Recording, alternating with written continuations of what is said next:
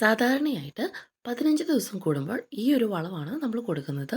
ഇതിൻ്റെ അകത്ത് ധാരാളമായിട്ട് നമ്മുടെ ചെടിക്ക് ആവശ്യമായ phosphorus, potassium, calcium, magnesium, iron, copper തുടങ്ങിയ എല്ലാ മൂലകങ്ങളും ഉള്ളത് കാരണം ഇതേപോലെ റോസ നന്നായിട്ട് വളരാനും അതുപോലെ തന്നെ ഒരു കീടനിയന്ത്രണത്തിനും സഹായിക്കുന്നുണ്ട്.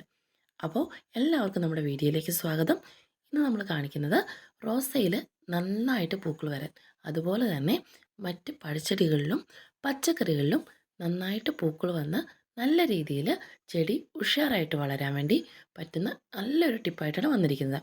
അപ്പോൾ ആദ്യമേ നമ്മൾ കാണിച്ച ഈ ഒരു വളം നമ്മൾ ഏകദേശം 15 ദിവസം കൂടുമ്പം ഞാൻ ഇട്ട് കൊടുക്കാറുണ്ട്. അതുപോലെ തന്നെ നമ്മുടെ വീട്ടിലുള്ള വേസ്റ്റായിട്ട് നമ്മൾ കളയുന്ന സാധനങ്ങൾ ഉപയോഗിച്ചാണ് ഈ ഒരു വളം തയ്യാറാക്കുന്നത് കേട്ടോ. അപ്പം ഇത് നമ്മുടെ വീട്ടിലെ ഒരു കാശ്മീരി റോസാണ്. അപ്പം ഇത് ഏകദേശം ഒന്ന് മുരടിച്ചൊക്കെ പോയായിരുന്നു. അപ്പം ഞാൻ നന്നായിട്ട് ഡ്രിം ചെയ്ത് കൊടുത്തതിന് ശേഷം നല്ല രീതിയിൽ ഇതിന് ഉഷാറായിട്ട് ഇതുണ്ടോ നന്നായിട്ട് നല്ല തണ്ട് വന്നിട്ടുണ്ട്. അപ്പം നമ്മൾ ആദ്യമേ തന്നെ ഇതിനെ ട്രിം ചെയ്യണം. അപ്പോൾ റോസേനെ എപ്പോഴും ചെയ്യേണ്ട ഒരു കാര്യമാണ്, പൂക്കളൊക്കെ ഇതേപോലെ വന്നു കഴിഞ്ഞിട്ടുണ്ടെങ്കിൽ നന്നായിട്ട് ഹാർഡ് പ്രൂണിങ് ചെയ്യാതെ സോഫ്റ്റ് പ്രൂണിങ് ചെയ്യാം. അതുപോലെ തന്നെ വർഷത്തിൽ ഒരു പ്രാവശ്യം ഒരു ഹാർഡ് പ്രൂണിങ്ങും ചെയ്യാം. അപ്പോൾ സോഫ്റ്റ് പ്രൂണിങ് എന്ന് പറയുന്നത് ഇതേപോലെ പൂക്കളുടെ പിന്നെ മൊട്ടുകൾ കരിഞ്ഞു പോയത് ചെറുതായിട്ട് ഒന്നോ രണ്ടോ ഇങ്ങനെ തണ്ട് വെച്ചിട്ട്, തണ്ടല്ല ഇല വരുന്ന ഭാഗം വെച്ചിട്ട് നമ്മൾ കട്ട് ചെയ്ത് കളയും. കട്ട് ചെയ്തതിന് ശേഷം നമ്മൾ മഞ്ഞൾപ്പൊടി തൂകുകയാണ് ചെയ്യുന്നത് ഈ കട്ട് ചെയ്ത ഭാഗത്ത്. ഇതാണ് നമ്മൾ പറഞ്ഞ വളം കേട്ടോ. അപ്പോൾ ഇതിൻ്റെ അകത്ത് ഞാൻ സാധാരണ ഇട്ട് കൊടുക്കുന്നത് വേപ്പിൻ പിണ്ണാക്കും അതുപോലെ തന്നെ ഉള്ളിയുടെ തോലും മുട്ടത്തോട് പൊടിച്ചതുമാണ്. ഈ 3 കാര്യങ്ങളും ഒപ്പം ഇതിന് സ്മെല്ല് വരാതിരിക്കാൻ വേണ്ടി ശർക്കരയും കൂടെ ഇട്ട് നമ്മൾ ഏകദേശം 1 2 3 ദിവസം 3 ദിവസം വെച്ചാൽ മതി, അതിൽ കൂടുതൽ വെക്കണ്ട. അങ്ങനെ പുളിപ്പിച്ചിട്ട് നമ്മൾ ചെടികൾക്ക് നന്നായിട്ട് ഡൈല്യൂട്ട് ചെയ്യണം.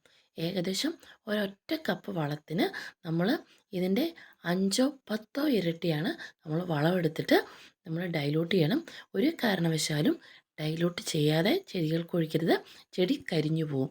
ആ ഒരു കാര്യം പ്രത്യേകം ശ്രദ്ധിക്കണം. ഇത് ഇപ്പോൾ ഇന്ന് നമ്മൾ കൊടുക്കുന്നത് ഈ ഒരു നമ്മുടെ പ്ലാവ്, അതായത് വിയറ്റ്നാം എയർലി എന്ന് പറഞ്ഞുള്ള പ്ലാവ് ഏകദേശം വെച്ചിട്ട് ഒരു 5 6 മാസം ആയതേ ഉള്ളൂ കേട്ടോ. അപ്പം ഈ ഒരു പ്ലാവിന് ഏകദേശം 15 ദിവസം കൂടുമ്പോൾ നമ്മളിത് കൊടുക്കാറുണ്ട്. ഇതേപോലെ നിങ്ങളും കൊടുക്കുകയാണെങ്കിൽ 15 ദിവസത്തിൽ ഒരിക്കൽ ഈ വളം കൊടുത്താൽ മതി, നല്ല എഫക്റ്റാണ് കിട്ടുന്നത്. ഒപ്പം ഒഴിച്ചു കൊടുക്കേണ്ടത് ചെടിയുടെ ചുവട്ടിലൊഴിക്കാതെ കുറച്ച് മാറ്റി ഒഴിക്കുക.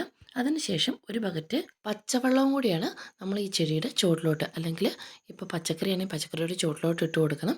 കാരണം എന്താണെന്ന് വെച്ചിട്ടുണ്ടെങ്കിൽ അത് കുറച്ചും കൂടെ ഡൈലൂട്ട് ചെയ്ത് നമ്മൾ പെട്ടെന്ന് ആ മണ്ണിലേക്ക് ഇറങ്ങിക്കോളും. ഏകദേശം നമ്മളത് കൊടുത്ത് വീണ്ടും 15ാമത്തെ ദിവസം മാത്രം വേറൊരു വളം കൊടുത്താൽ മതി. അപ്പോൾ ചെടികൾക്കും പച്ചക്കറികൾക്കും അതുപോലെ തന്നെ ഫ്രൂട്ട്സ് പ്ലാന്റിനൊക്കെ ഏറ്റവും നന്നായിട്ട് കൊടുക്കാൻ പറ്റുന്ന ഒരു വളമാണിത്. ഇത് ഒരു കാരണവശാലും നമുക്ക് വേറൊരു വളം തേടി നമുക്ക് ഷോപ്പുകളിലോട്ടൊന്നും പോകണ്ട. ഇങ്ങനെ നമ്മൾ കൊടുത്തിട്ടുണ്ടെങ്കിൽ നല്ല രീതിയിൽ അനായാസം നമുക്ക് പൂക്കളും പച്ചക്കറികളും ഒക്കെ കിട്ടും. അപ്പോൾ എല്ലാവരും ട്രൈ ചെയ്യുക. അപ്പോൾ അടുത്തൊരു വീഡിയോ ആയിട്ട് വേഗം വരാം. Bye bye, take care.